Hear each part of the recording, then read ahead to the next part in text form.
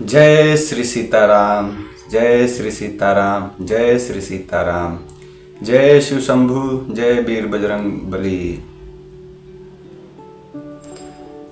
उम्मीद है आप सब अच्छे होंगे और श्री राघवेंद्र जो अकारण करुणा करते हैं और देवाधिदेव महादेव से, वीर बजरंग बली से, पवनसुत हनुमान से मैं प्रार्थना करूंगा कि वो आपके और आपके परिवार को सदैव खुशी रखें और अपनी दया, दृष्टि, कृपा, ममता हमेशा बरसाते रहें। कल हम लोगों ने जो कथा रामचरितमानस की सुनी, उसमें हमने देखा कि अयोध्या पे कैसी विपत्ति आई है। अयोध्या के सारे लोग,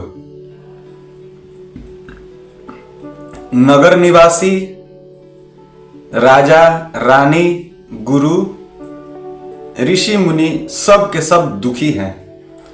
अगर कोई खुश है तो वो दो लोग हैं, एक कैकई और दूसरी मंथरा।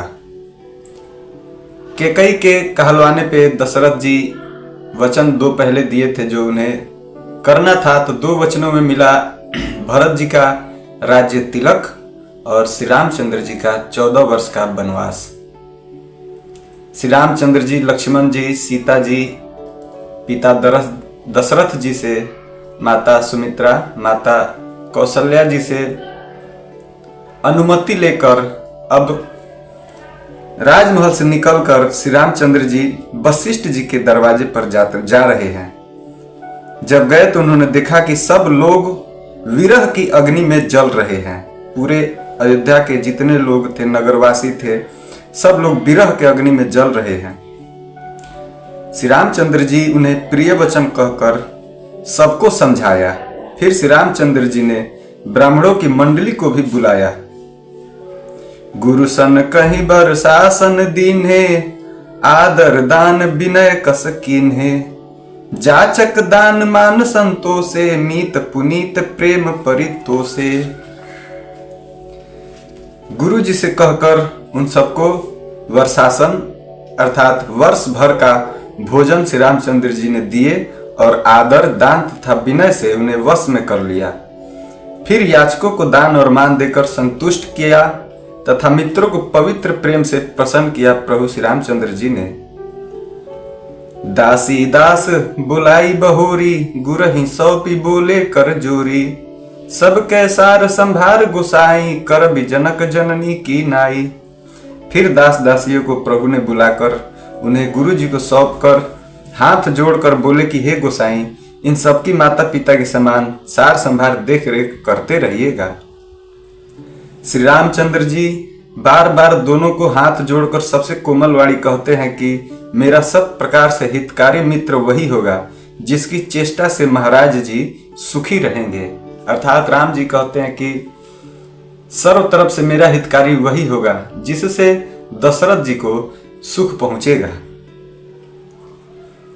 हे परम चतुर पूर्वासी सज्जनों, आप लोग सब वही उपाय कीजिएगा जिससे मेरी सब माताएं मेरे विरह के दुख से दुखी ना हो।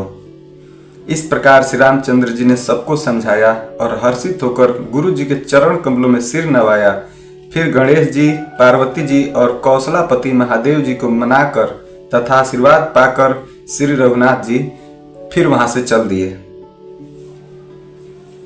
राम चलत अति भयउ बिसादु, सुनी न जाई पुर आरत नादु, कुशगुन लंक अवध अति शोकु, हरस विषाद विवश सुर लोकु।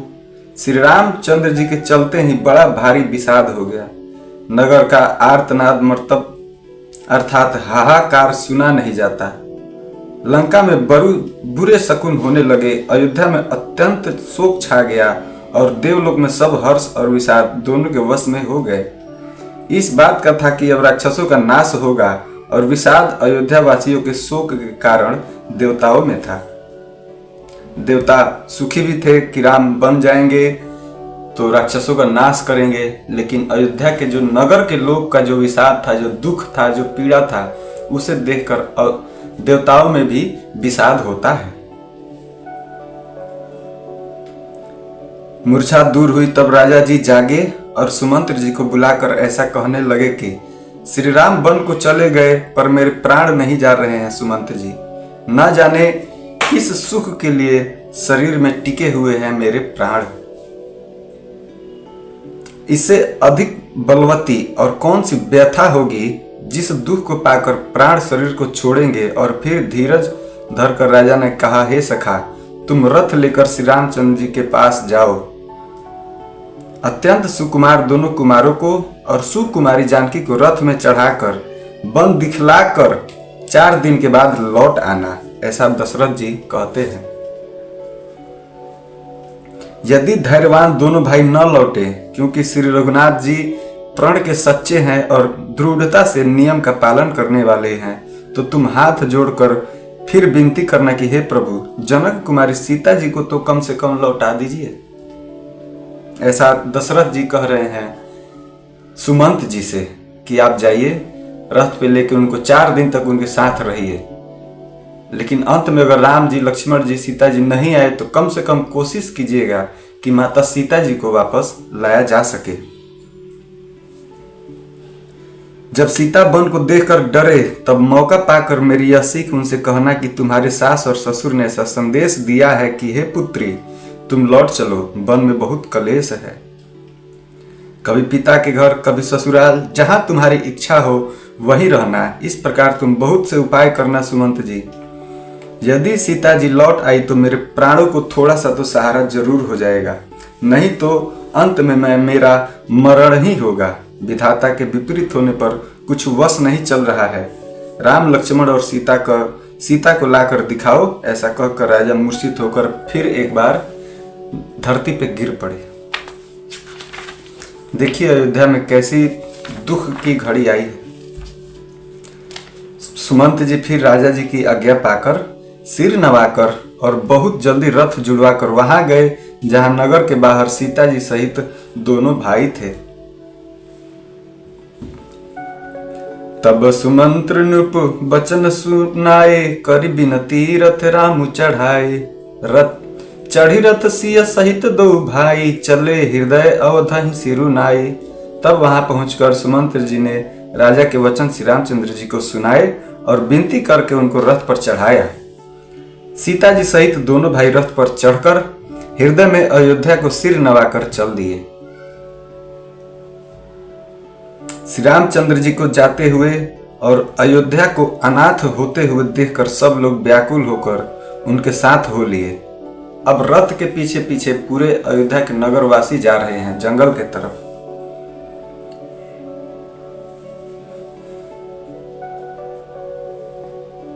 कृपा के समुद्र श्री राम जी उन्हें बहुत तरह से समझाते हैं नगर के लोगों को, तो वे लोग अयोध्या की ओर लौट जाते हैं, परंतु प्रेमवश फिर लौट के चले आते हैं। अयोध्यापुरी बड़ी डरावनी लग रही है उस समय, मानो अंधकारमयी काल रात्रि हो। नगर के नर नारी भयानक जंतुओं के समान एक दूसरों को देखकर डर रहे हैं। घर शमशान, कुटुंबी भूत प्रेत और पुत्र हितैषी और मित्र मानो यमराज के दूत लग रहे हैं। बगीचे में वृक्ष और बले कुम्हला रही है। नदी और तालाब ऐसे भयानक लग रहे हैं कि उनकी ओर देखा ही नहीं जाता।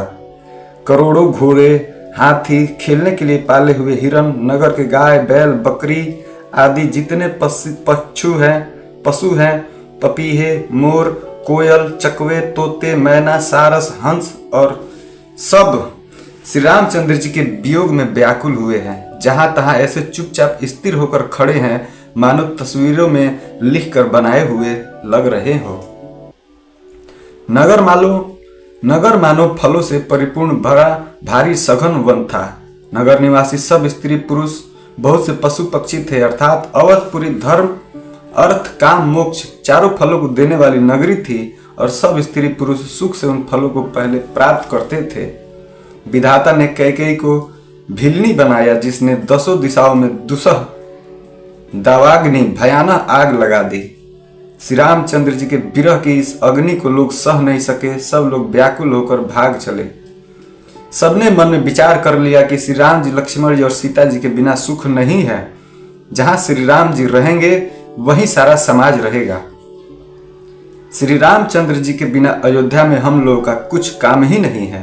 ऐसा विचार कर ढूंढ करके देवताओं को भी दुर्लभ सुखों से पूर्ण घरों को छोड़कर सब श्री रामचंद्र जी के साथ चल पड़े। जिनको श्री रामचंद्र जी के चरण कमल प्यारे हैं, उन्हें क्या कभी विषय भोग वश में कर सकते हैं? बच्चों और बूढ़ों को घरों में छोड़कर सब लोग साथ हो लिए। पहले दिन श्री रघुनाथ जी ने तमसा नदी के तीर पर निवास किया। पहले दिन श्री रामचंद्र जी ने तमसा नदी के तीर पर अपना विश्राम डाला। रघुपति प्रजा प्रेम बस देखी, सदय हृदय दुख भयों विशेषी। करुणा में रघुनाथ गोसाई, बेगी पाए यही पीर पराई। प्रजा को प्रेम वश देखकर श्री रघुनाथ जी के दयालु हृदय में बड़ा दुख हुआ। प्रभु श्री रामचंद्र जी करुणामय है, पराई पीड़ा को वो तुरंत पा जाते हैं, अर्थात दूसरे का दुख देखकर वे तुरंत स्वयं भी दुखी हो जाते हैं। मेरे प्रभु श्री रामचंद्र जी प्रेम युक्त कोमल और सुंदर वचन कहकर श्री रामचंद्र जी ने बहुत प्रकार से लोगों को समझाया और बहुतेरे धर्म संबंधी उपदेश दिए, परंतु प्रेमवश लोग लौटाए ही नहीं लौट रहे हैं। सील और स्नेह छोड़ा नहीं जाता। श्री रघुनाथ जी असमंजस के अधीन हो गए, अर्थात दुविधा में पड़ गए। शोक और परिश्रम थकावट के मारे लोग सो गए और कुछ देवताओं की माया से भी उनकी बुद्धि मोहित हो गई। जब दोपहर रात बीत गई तब श्री रामचंद्र जी ने प्रेम पूर्वक मंत्री सुमंत से कहा, हे तात, रथ के खोज मारकर अर्थात पहिए के चिन्हों दिशा को पता ना चले, इस प्रकार रथ को हाँकिए और किसी उपाय से बात नहीं बनेगी।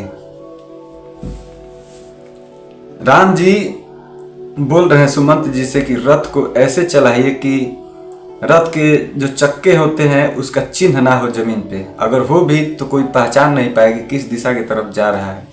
क्योंकि अगर हम लोग बिना बताए यहाँ से नहीं जाएंगे तो ये जो अवध नगरी के लोग हैं, जो प्रजा है, ये हम लोगों को छोड़ने वाली नहीं है।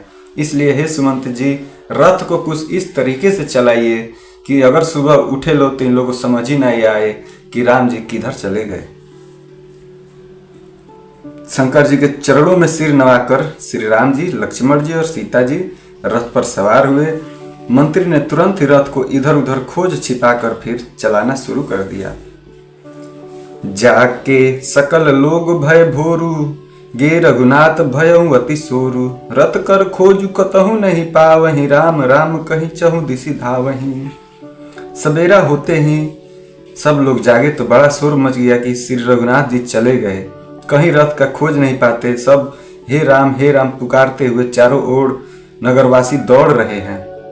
मानो ऐसे दौड़ रहे हैं मानो समुद्र में जहाज डूब गया हो, जिससे व्यापारियों का समुदाय बहुत ही व्याकुल हो उठा हो। वे एक दूसरे को उपदेश देते हैं कि श्री रामचंद्र जी ने हम लोगों को क्लेश होगा यह जानकर छोड़ दिया है। वे लोग अपनी निंदा करते हैं और मछलियों की सराहना करते हैं, कहते हैं कि श्री रामचंद्र जी के बिना हमारे जीने को धिक्कार है। विधाता ने यदि प्यारे का वियोग ही रचा तो फिर उसने मांगने पर मृत्यु को नहीं दे दी। इस प्रकार बहुत से प्रलाप करते हुए संताप से भरे हुए अयोध्या जी में वापस आए। उन लोगों के विषम वियोग की दशा का वर्णन नहीं किया जा सकता। 14 साल अवधि की आशा से वे ही प्राणों को रख रहे हैं। अब इसी उम्मीद में है कि अब 14 वर्ष बाद ही प्रभु श्री रामचंद्र जी का दर्शन होगा। सब स्त्री पुरुष श्री रामचंद्र जी के दर्शन के लिए नियम और व्रत करने लगे। ऐसे दुखी हो गए जैसे चकवा चकवी और कमल सूर्य के बिना दीन हो जाते हैं। सीता जी और मंत्री सहित दोनों भाई अब अगला श्रृंगेरपुर जा पहुंचे। वहां गंगा जी को देखकर श्री राम जी रथ से उतर पड़े और बड़े हर्ष के साथ उन्होंने दंडवत प्रणाम किया। लक्ष्मण जी, सुमंत जी और सीता जी ने भी प्रणाम किया। सबके साथ श्री रामचंद्र जी ने वहां सुख पाया। गंगा जी समस्त आनंद मंगलों की मूल है। वे सब सुखों की करने वाली और सब पीड़ाओं की हरने वाली हैं। अनेक कथा प्रसंग करते हुए श्री राम जी गंगा जी के तरंगों को देख रहे हैं। उन्होंने मंत्री को, छोटे भाई लक्ष्मण जी को और प्रिय सीता जी को देव नदी गंगा जी की बहुत महिमा सुनाई। इसके बाद सबने स्नान किया, जिससे मार्ग का सारा श्रम थकावट दूर हो गया। और पवित्र जल पीते ही मन भी उन लोगों का प्रसन्न हो गया। जिनके स्मरण मात्र से बार बार जन्मे और मरने का महान श्रम मिट जाता है, उनको श्रम होना यह तो केवल लौकिक व्यवहार अर्थात सिर्फ नर लीला है। शुद्ध प्राकृतिजन्य त्रिगुणों से रहित मायातीत दिव्य मंगल विग्रह सच्चिदानंद स्कंद स्वरूप सूर्यकुल के ध्वजा रूप भगवान श्री रामचंद्र जी मनुष्यों के सुदृश ऐसे चरित्र करते हैं जो संसार रूपी समुद्र के पार उतरने के लिए पुल के समान है। जब निषाद राज गुह ने यह खबर पाई, तब आनंदित होकर उसने अपने प्रियजनों और भाई बंधुओं को बुला लिया और भेंट देने के लिए फल मूल कंद लेकर और उन्हें भारों बहंगियों में भर कर मिलने के लिए चल दिए। उसके हृदय में हर्ष का पार नहीं था। निषाद राज के दंडवत करके निषाद राज भेंट सामने रखकर अत्यंत प्रेम से प्रभु को देखने लगे। श्री रघुनाथ जी ने स्वाभाविक स्नेह के वश होकर उसे अपने पास बैठाकर कुशल क्षेम पूछी। निषाद राज ने उत्तर दिया, हे नाथ, आपके चरण कमलों के दर्शन ही कुशल है। आज मैं भाग्यवान पुरुषों की गिनती में आ गया। हे देव, यह पृथ्वी धन और घर सब आपका है। मैं तो परिवार सहित आपका नीच सेवक हूँ। कृपा करिय पुरधारिय पाऊं, थापित जूनु सब लोग सिहाऊं। कहे हूँ सत्य सब सखा सुजाना, मोहि दिन पितु आय सुनाना। अब कृपा करके श्रृंगेरुपुर में पधारिए और इस दास की प्रतिष्ठा बढ़ाइए, जिससे सब लोग मेरे भाग्य की बड़ाई करें। तब श्री रामचंद्र जी ने कहा, हे सखा, तुमने जो कुछ कहा सब सत्य है, परंतु पिताजी ने मुझे कहीं और ही जाने की आज्ञा दी है। उसके अनुसार मुझे 14 वर्ष तक मुनियों का व्रत और वेश धारण करके मुनियों के योग्य आहार करते हुए वन में ही बसना है। गांव के भीतर निवास करना उचित नहीं है। यह सुनकर गुह को बड़ा दुख हुआ। जब ये बात निषाद राज ने सुनी कि दशरथ जी ने प्रभु श्री राम को 14 वर्ष का वनवास दिया है, जिसमें मुनि की तरह ही रहना है, भोजन आहार सब करना है, इसलिए मैं गांव में नहीं जा सकता है। निषाद राज को बहुत दुख हुआ। श्री राम जी, लक्ष्मण जी और सीता जी के रूप को देखकर गांव के स्त्री पुरुष प्रेम के साथ चर्चा करते हैं। कोई कहती है, हे सखी, कहो तो वे माता पिता कैसे हैं जिन्होंने ऐसे सुंदर सुकुमार बालकों को वन में भेज दिया है। उसी में कोई कहते हैं, राजा ने अच्छा ही किया, इसी बहाने हमें भी ब्रह्मा ने नेत्रों का लाभ दिया है। तब निषाद राज ने हृदय में अनुमान किया तो अशोक के पेड़ को उनको ठहरने के लिए मनोहर समझा। उसने श्री रघुनाथ जी को ले जाकर वहां स्थान दिया, जहां श्री रामचंद्र जी ने देखकर कहा कि यह सब प्रकार से सुंदर है। पूर्ववासी लोग जोहार वंदना करके अपने अपने घर लौटे और श्री रामचंद्र जी संध्या करने पधारे। गुह अर्थात निषाद राज, इस बात को समझिएगा। निषाद राज ने कुश और कोमल पत्तों की कोमल और सुंदर साथरी सजाकर बिछा दी और पवित्र मीठे और कोमल देख देकर दोनों में भर भर कर फल मूल और पानी रख दिया, अथवा अपने हाथ से फल मूल दोनों में भर भर कर रख दिए। सीता जी, सुमंत्र जी और भाई लक्ष्मण जी सहित कंद मन फल खाकर रघुकुल मणि श्री रामचंद्र जी लेट गए।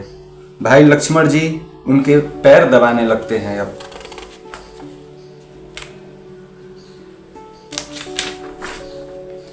फिर प्रभु श्री रामचंद्र जी को सोते जानकर लक्ष्मण जी उठे और कोमल वाणी से मंत्री सुमंत्र जी को सोने के लिए कहकर वहां से कुछ दूर पर धनुष बाण से सजकर विरासन से बैठकर जागने अर्थात पहरा देने लगे। लक्ष्मण जी गुह ने विश्वास पात्र पहरेदारों को बुलाकर अत्यंत प्रेम से जगह जगह नियुक्त कर दिया और आप कमर में तस्कर बांधकर तथा धनुष बाण चढ़ाकर लक्ष्मण जी के पास जाकर सुमंत्र जी भी बैठ गए।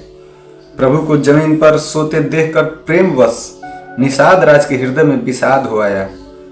निषाद राज का शरीर पुलकित हो गया और नेत्रों से प्रेमासुओं का जल बहने लगा। वह प्रेम सहित लक्ष्मण जी से वचन कहने लगा, महाराज दशरथ जी का महल तो स्वभाव से ही सुंदर है।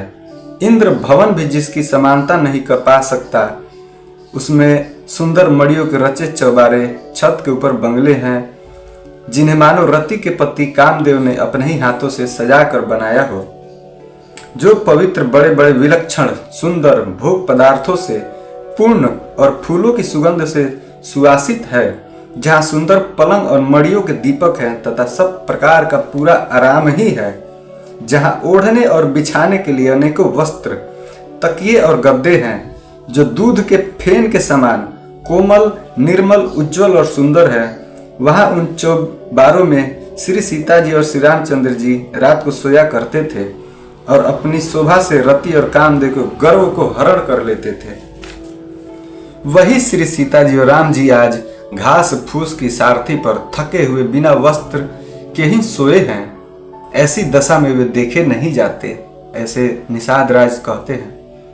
माता पिता, कुटुंबी, पूर्वासी, प्रजा, मित्र, अच्छे शील स्वभाव के दास और दासियां, सब जिनकी अपने प्राणों की तरह सार संभार करते थे, वही प्रभु श्री रामचंद्र जी आज पृथ्वी पर सो रहे हैं।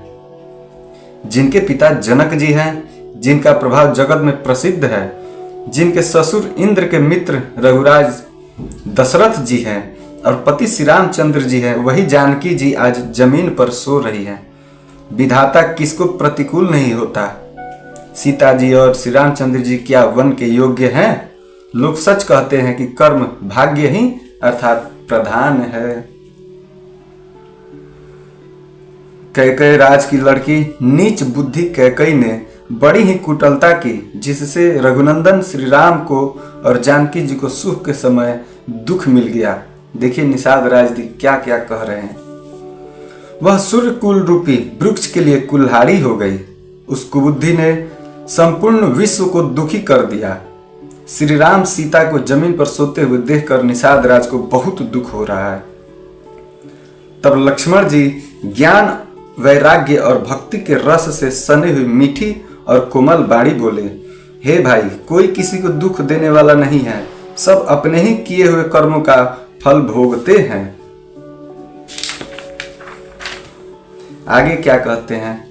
संयोग मिलना, वियोग बिछुड़ना, भले बुरे भोग, शत्रु, मित्र और उदासीन, ये सभी भ्रम के फंदे हैं। जन्म, मृत्यु, संपत्ति, विपत्ति, कर्म और काल, जहाँ तक जगत के जंजाल हैं, धरती, घर, धन, नगर, परिवार, स्वर्ग और नरक आदि, जहाँ तक व्यवहार है, जो देखने, सुनने और मन के अंदर विचारने में आते हैं, इन सबका मूल मोह अज्ञान ही है, परमार्थ ये नहीं है।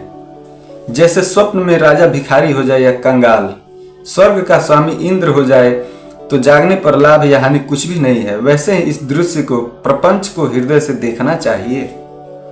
ऐसा विचार कर क्रोध नहीं करना चाहिए और ना किसी को व्यर्थ ही दोष देना चाहिए।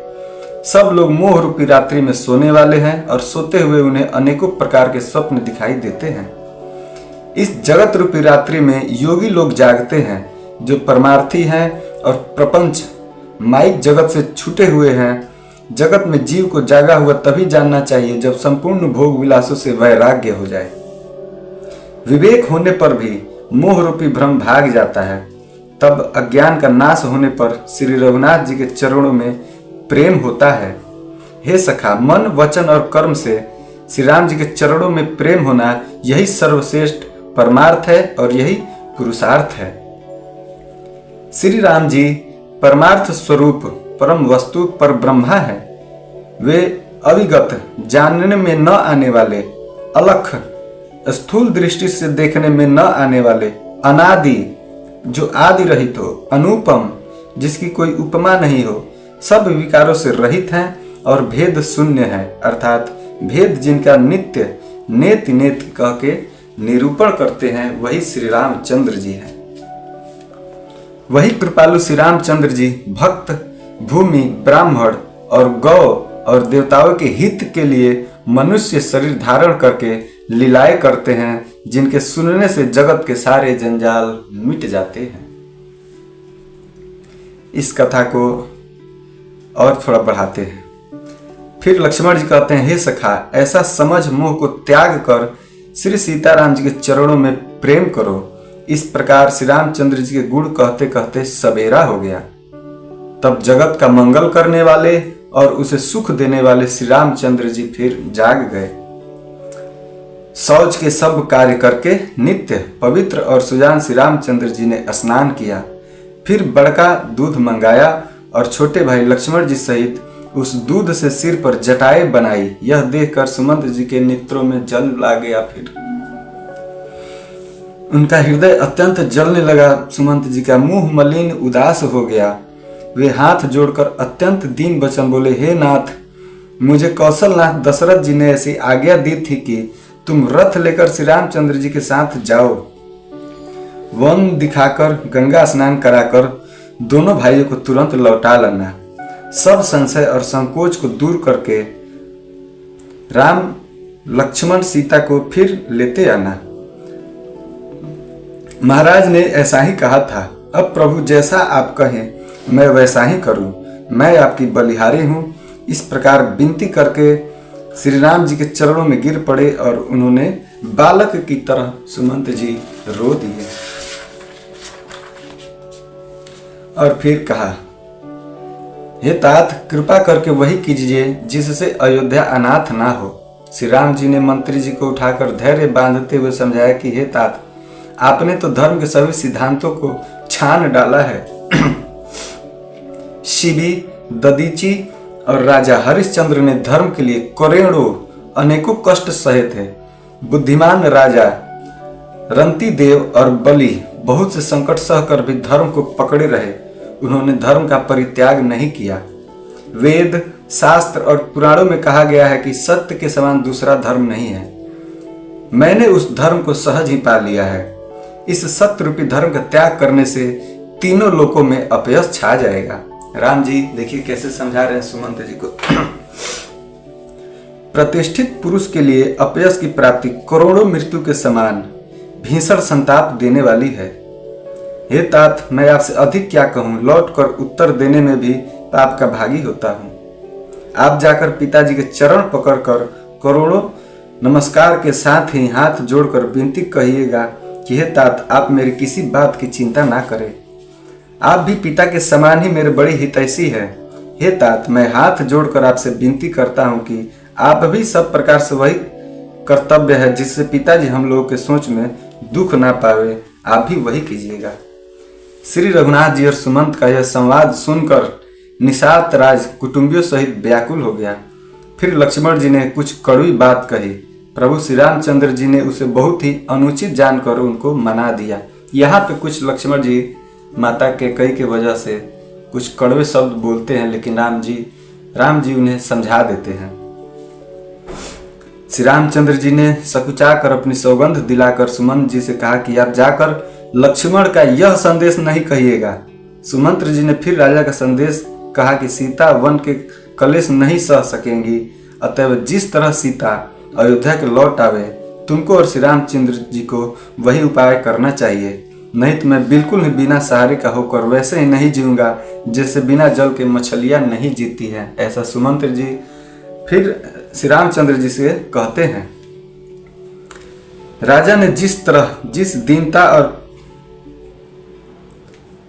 सीता के मायके, पिता के घर और ससुराल में सब सुख है। जब तक यह विपत्ति दूर नहीं होती तब तक वे जब जहां जी चाहे वहां सुख से रहेंगी, ऐसा सुमंत जी कहते हैं।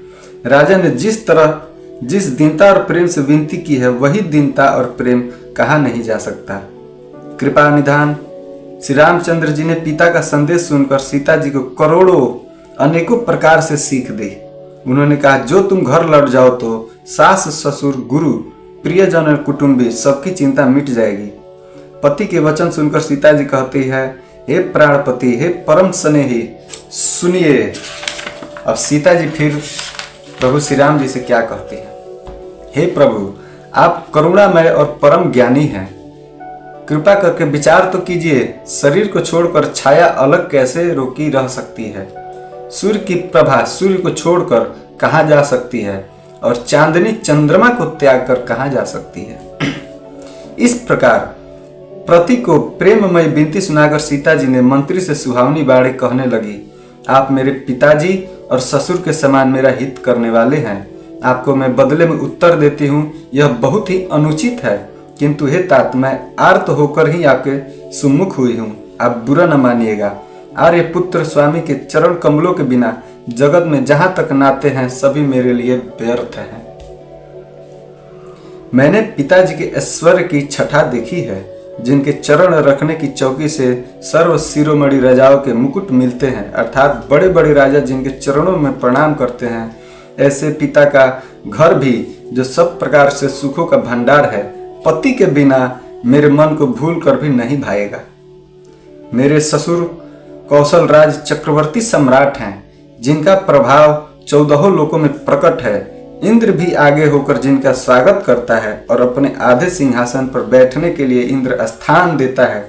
ऐसे ऐश्वर्य प्रभावशाली ससुर, जिनकी राजधानी अयोध्या का निवास है, प्रिय कुटुंबी और माता के समान सासू है, ये कोई भी श्री रघुनाथ जी के चरण कमलों के रज के बिना मुझे स्वप्न में भी सुखदायक नहीं लगते।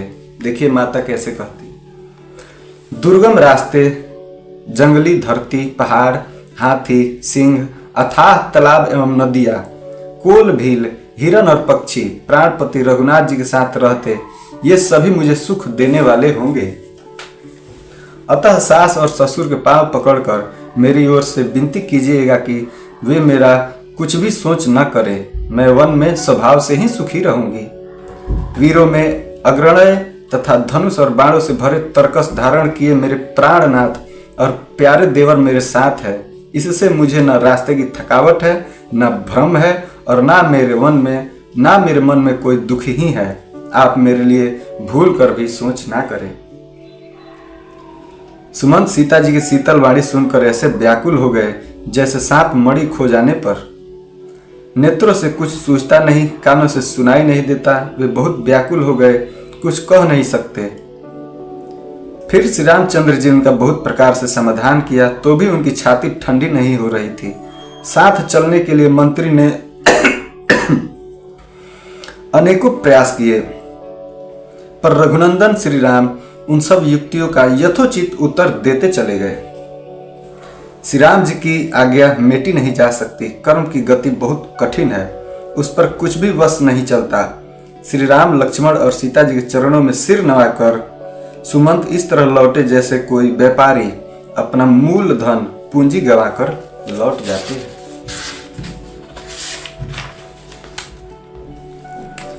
सुमंत जी ने रथों को हाँका। घोड़े श्री रामचंद्र जी की ओर देख देख कर ही निनाते हैं। यह देखकर निषाद लोग विषाद के वश होकर सिर धून धून कर पीट पीट कर पछताते हैं। जिनके वियोग में पशु इस प्रकार व्याकुल हैं, उनके वियोग में प्रजा, माता और पिता कैसे जीते होंगे, ऐसे सारे निषाद लोग सोचते हैं। श्री रामचंद्र जी ने जबरदस्ती सुमंत को लौटाया। तब आप गंगा जी के तीर पर आए। श्री राम ने केवट से नाव मांगी, पर वह लाता नहीं। इस कथा को हम लोग यहीं रोकेंगे। अब केवट वाला प्रसंग हम लोग अगली कथा में रखेंगे, इसलिए मैंने इस कथा को यहाँ पे रोक दिया। आधे घंटे से ऊपर भी हो गया। अगली कथा में हम केवट, निषाद राज और श्री रामचंद्र जी की कथा सुनेंगे। फिर आगे श्री रामचंद्र जी किस किस जगह पे जाते हैं, किन से मिलते हैं, किस ऋषि मुनि से मिलते हैं, ये सब आगे कथा में मिलेगी। आज कथा को यहीं रोकते हैं। बोलिए श्री रामचंद्र की जय, पवन सुत हनुमान की जय, राम चारों भैया की जय, पिता दशरथ जी, पिता जनक जी की जय, माता कौशल्या, माता कैकेयी, माता सुमित्रा की जय, चराचर जीव की जय, सभी देवी देवताओं की जय, देवाधिदेव महादेव की जय, अपने कुल देवी देवताओं की जय, अपने पितरों की जय। जय जय श्री सीताराम, जय जय श्री सीताराम।